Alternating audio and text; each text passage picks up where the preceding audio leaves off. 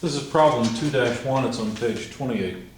If theta is 30 degrees and T equals 6 kilonewtons, determine the magnitude of the resultant force acting on the eye bolt and its direction measured clockwise from the positive x-axis. They've given a figure down below which I will represent on the board. So there's ground and essentially a hook of some kind, or a ring. And they gave us, I think, force numbers or something rather than an actual vector, but then they give us the numbers, so it doesn't really matter. So theta is 30 degrees, that's what they gave us right here for the angle of this force vector. And this was the vector t, which they said was 6 kilonewtons. So I don't know why they didn't just put it, I guess they were using this problem for multiple problems, and so the figure had to be a little more general. But anyway, there's another force, and I will call it P. They didn't, but I will, 8 kilonewtons, because I like to work with symbols whenever I can. Now, despite my drawing, this one's at 45 degrees down from the x-axis. And what they're asking us for is the resultant. So I'm going to make a generic indication of the resultant. So there's my coordinate system again. And whatever the resultant is, well, the resultant is just the sum of P and T. So they want to know the angle. I'm going to call that angle phi. Let's make it clear. It's a Greek letter. Use Greek letters because we ran out of our own, I guess. So really what they're saying is find vector r, the resultant, which is vector p plus vector t, and then tell them the magnitude of that vector and the direction of it. Okay? So the way I'm going to go about it is the way that is shown in the book. Then I'll show you another method that's shown later in the book. So if we were to draw the vectors tip to tail, I'm going to try to make these relatively close to their correct angles. Let me make them straight too, or straighter. So there's vector t. If we add vector p, what does that mean? Well, think about it as walking along vector t, that distance, and then walking this distance. Okay? So it's down at 45 degrees, something like that. Now p is longer than t. Okay? And so we end up effectively moving from this point to this point along vector r. So t plus p equals r. So what we're doing is adding distances in 2 dimensions. Normally you add distance in a single dimension along the line. That's what you've done since grade school. That's addition and subtraction. But when you're adding 2 directions at the same time, it's a vector addition. Now this is not a simple right triangle, and unfortunately I have not drawn this very well.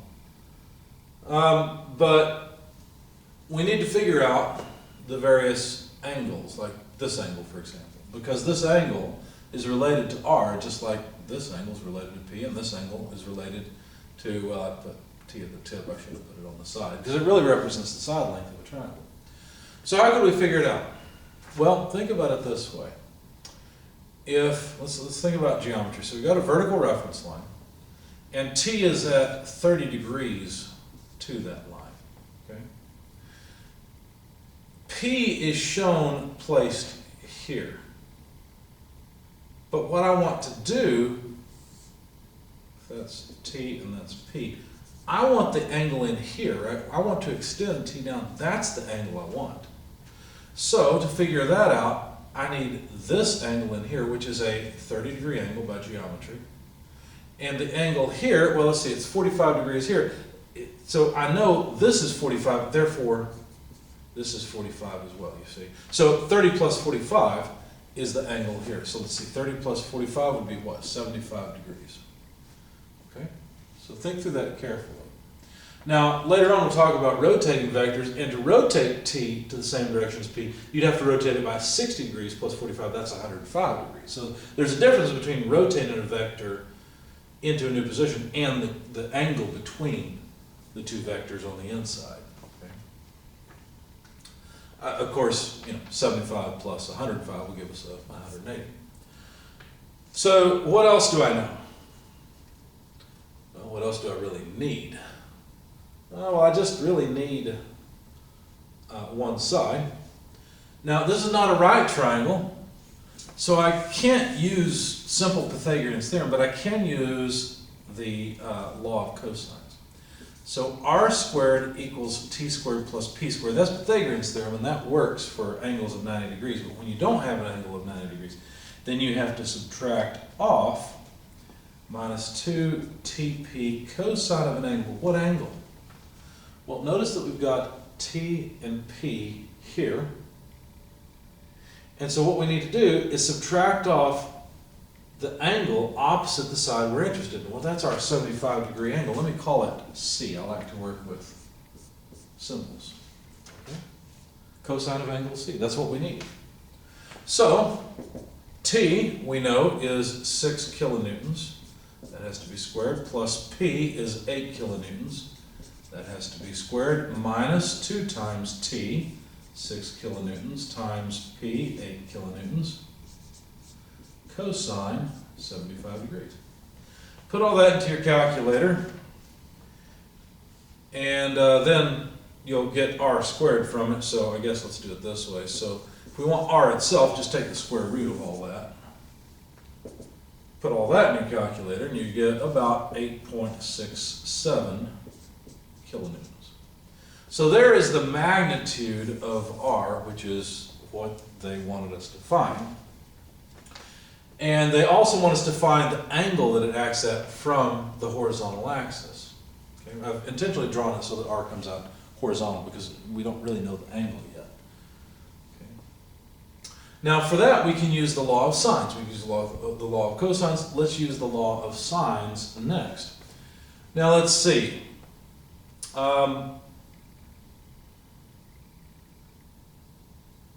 P and T have known magnitudes, and so an angle I really care about to determine the angle of R is this one on the left, just because it's easier to use than the one on the right, because you know, I know the angle of T, so I know that to get to vertical I got 30 more degrees here, right? So if I could figure out this angle, then I could add, you know, I know that, let's say this angle come out to 60, well then I would know that r just lies along the x-axis. It's just in the I direction. So I really want to get this angle. So I like P better than T for figuring out the angle of r for that purpose. So let me call this angle alpha. It's just the angle between T and r. Then the law of sines says that P over sine of alpha is equal to r over sine of 75 degrees. Because look, it's P over sine alpha equals r over sine 75 degrees. We could also write that, you know, T over the sine of this angle is equal to this, but it's not really useful for us. So now what we can do is rearrange this to solve for what we want, which is sine of alpha. So let's see, if we do that, what would we do? Well, we'd take it to the other side, then leave P over here. We'd have to divide through by r and multiply by sine 75 degrees. Of course, what I really want is alpha. So what I need to do is say alpha equals the inverse sine of all this mess. Okay. So separate this out. Inverse sine of, well, P is 8 kilonewtons. R is not 6 kilonewtons. R is 8.67 kilonewtons. Notice that the kilonewtons cross off, so I didn't bother writing. And then sine 75 degrees. So now we can plug all this in the calculator. When you do this, you find that the angle alpha comes out to about 63.05 degrees.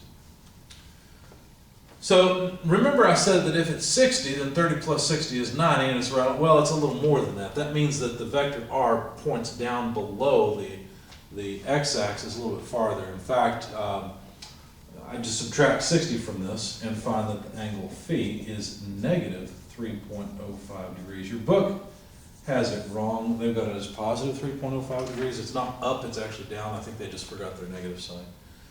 So phi is actually below the axis.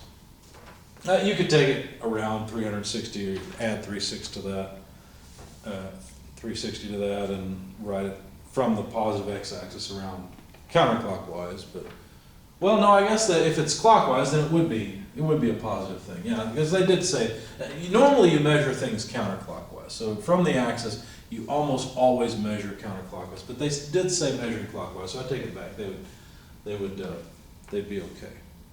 Okay. Now, I promised you that there's another way to work this problem. I prefer this other way. It may look like it's less precise, but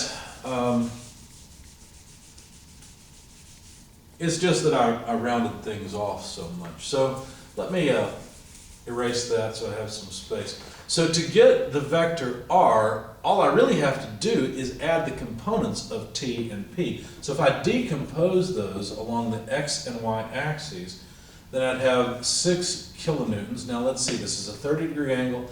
I want this direction. So that's the sine side.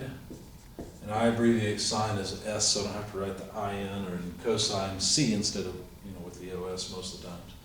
So anyway, the horizontal component of Tx is 3 kilonewtons. Ty is 6 kilonewtons multiplied by cosine of 30 degrees. And that comes out to about 5.196 kilonewtons. And then if I decompose P along the x and y axes, then that's 8 kilonewtons. So there's 8 kilonewtons. Now let's see, I want the horizontal component, so now it's the cosine piece of 45 degrees, or cosine side. Cos 45 degrees. Of course, the sine and cosine of 45 degrees are the same thing, so it doesn't really matter, but being precise, it is cosine of 45 degrees. So anyway, plugging that into your calculator, you get about 5.657 kilonewtons. And if you take Py, let's see, we've got to be careful here. Notice that P has a negative y component, so negative 8 kilonewtons sine 45 degrees. And that comes out to about negative 5.657 kilonewtons.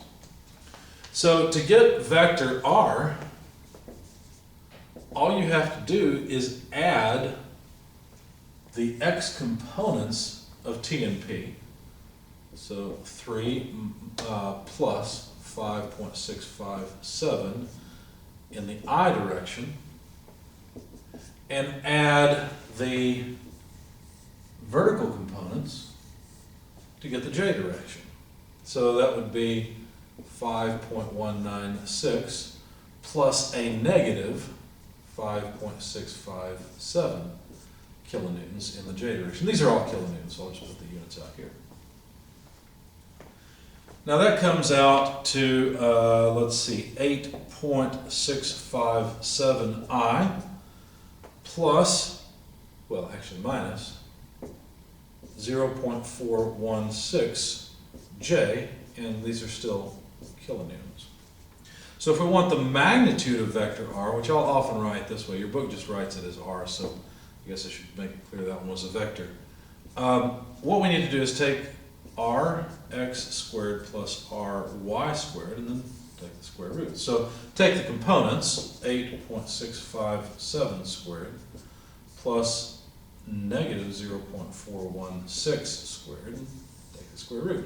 So when you do that, you find the magnitude is about 8.67 kilonewtons. It's a good thing because we've already calculated this with the law of cosines and law of sines. So better get the same answer, or one of the methods is wrong. To get the angle phi, all you have to do with this method is take the inverse tangent of the y component of the resultant vector, which is right here, over the x component. So that's ry over rx. And so that's the inverse tangent of negative 0.416, and it doesn't really matter what kind of brackets you use here. This looks like an absolute sign. That wasn't intentional. There we go. Over 8.657, which notice I'm not using the total length of the vector, I'm using the x component here. And then take the inverse tangent. When you do that, you get about negative 2.75 degrees. Again, indicating that measured counterclockwise, it's down. And the number is a little different than the 3.05. The 3.05 degrees we had before was more precise. It's correct. I rounded off too far. I should have probably kept 4 or 5 decimal places here, and then it would have come out better. But there are two ways to answer this question, and you just use whichever way is most convenient.